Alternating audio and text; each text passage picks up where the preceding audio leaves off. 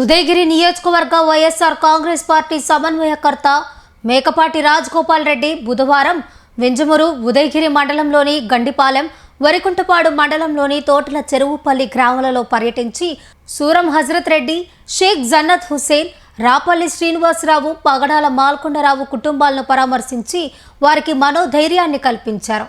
ఇటీవల మరణించిన వారి కుటుంబాలను పరామర్శిస్తూ ఆయన 10 రోజుల పాటు నియోజకవర్గంలో ప్రజలకు అందుబాటులో ఉంటారని తెలిసింది. అదే పద్ధతిలో మేము ప్రతి మనిషిని అభిమానిస్తాము, ప్రేమిస్తాం. మాకు నిజంగా ముత్తుజా తమ్ముడు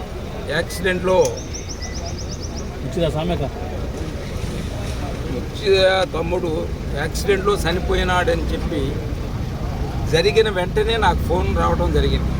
నేను వెంబడే ముత్తుజాకు కూడా ఫోన్ చేశాను. నేను ఒకటే చెప్తున్నాను, ఇప్పుడు అక్కడ కూర్చున్నప్పుడు కూడా చెప్పాను.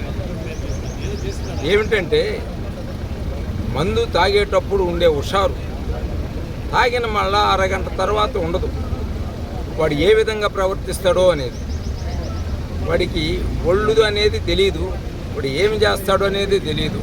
కాబట్టి నేను మన వాళ్ళందరికీ కూడా నా సిన్సియర్ రిక్వెస్ట్ ఏమిటంటే అటువంటి దాంట్లో నుంచి బయటపడాలి ఖచ్చితంగా.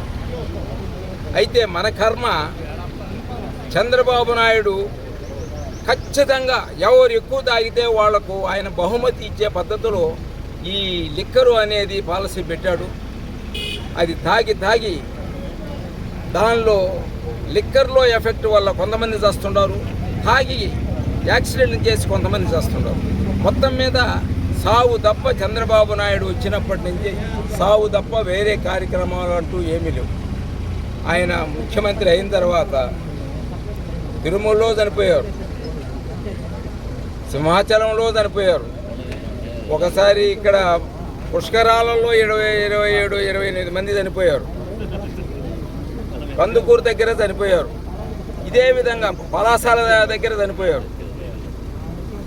చనిపోయే కార్యక్రమం తప్ప ఎవడైనా చంద్రబాబు నాయుడు వచ్చినాడు మనం అందరం సుఖంగా ఉంటున్నాము అని చెప్పుకునే దానికి ఏమాత్రం దాఖలాలు కనిపించడం లేదు.